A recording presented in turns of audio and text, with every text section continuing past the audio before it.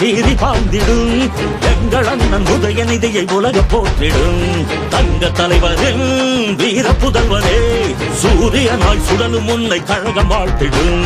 கோடானு கோடி மக்கள் உரிமை மீட்டிட